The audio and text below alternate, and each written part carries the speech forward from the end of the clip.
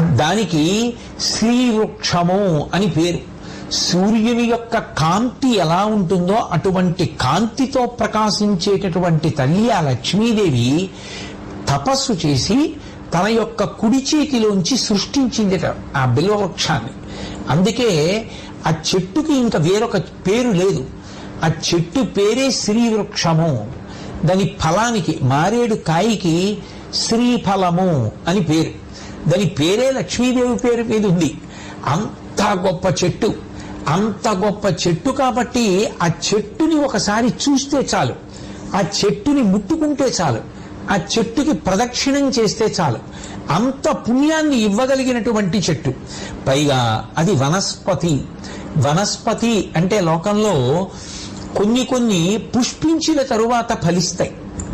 మామిడి ఉందనుకోండి, మామిడి పూత వస్తుంది, తర్వాత మామిడి కాయ వస్తుంది.